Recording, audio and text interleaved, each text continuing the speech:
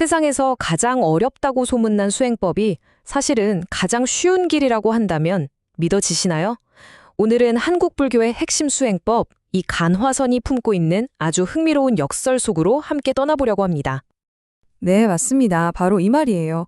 한국의 대표적인 선승이신 수불스님께서 직접 하신 말씀이죠.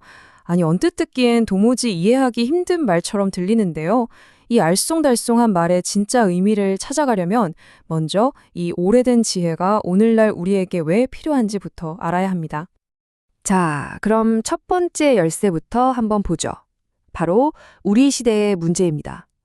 이 고대 수행법이 현대인의 어떤 고민에 답을 주려는 걸까요?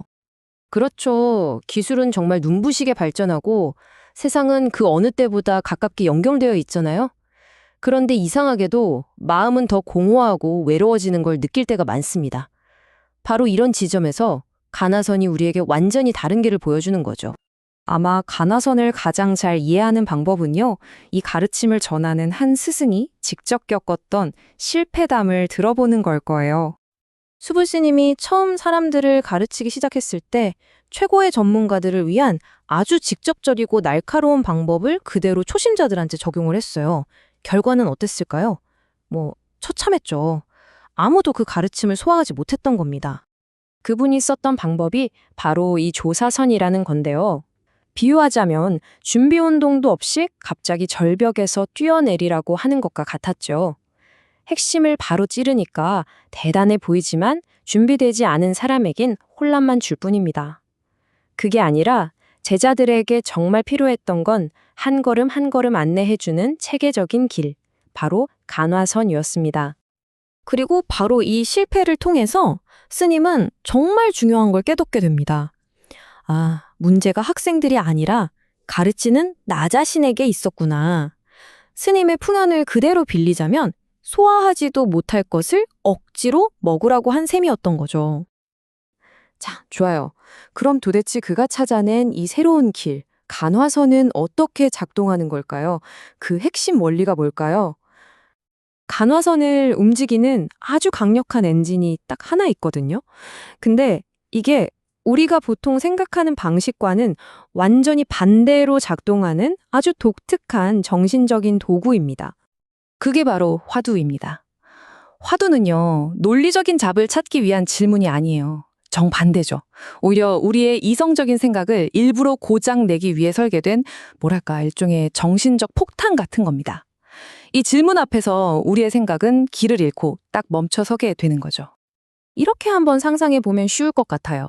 대부분의 명상이 흐르는 강물에 그냥 몸을 맡기고 그 흐름을 지켜보는 거라면 간화선은 정반대입니다. 그 흐름을 거슬러 올라가면서 이 강물이 도대체 어디서부터 시작됐을까? 하고 그 근원을 찾아 나가는 어떻게 보면 좀 거친 여정인 셈이죠. 바로 이 물살을 거슬러 올라간다는 지점. 이게 바로 간화선과 우리가 흔히 아는 마음챙김 명상 같은 것들을 근본적으로 다르게 만드는 포인트입니다. 자, 이 표를 보시면 그 차이가 한눈에 들어오실 거예요. 우리가 흔히 아는 대중적인 명상은 주로 생각을 관찰하거나 호흡에 집중해서 마음의 평온을 얻는 걸 목표로 해죠. 스트레스 해소에 아주 효과적이고요. 하지만 간화선은 화두를 통해서 의도적으로 생각을 멈추게 만듭니다. 목표는 평온이 아니라 생각의 뿌리를 뽑아버리는 근본적인 깨달음에 있는 거죠. 자, 여기까지 들으시면 아마 이런 생각이 드실 거예요. 아니, 이렇게까지 어렵게 해야 하나? 그냥 좀 편안해지면 안 되나? 맞아요. 아주 중요한 질문입니다. 도대체 왜 이 힘든 길을 가야만 하는 걸까요? 수불스님은 이걸 히말라야 등반에 비유하시더라고요. 왜 그렇게 힘들게 정상에 오르려고 할까요? 그곳에 올라본 사람만이 알 수 있는 경이로운 풍경과 성취감이 있기 때문이겠죠. 과정이 힘든 만큼 정상에서 얻는 건 정말 비교할 수가 없다는 겁니다.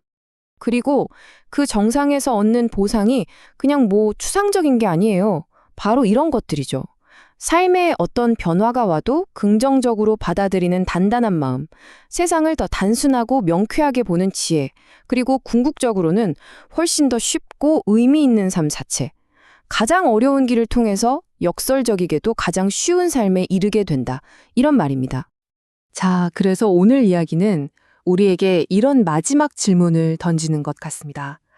어쩌면 우리 삶의 진짜 여정은 끊임없이 요동치는 마음을 그저 관리하고 달래는 것이 아니라 그 마음이 태어난 바로 그 근원 자리를 직접 확인하는 것일지도 모른다고요.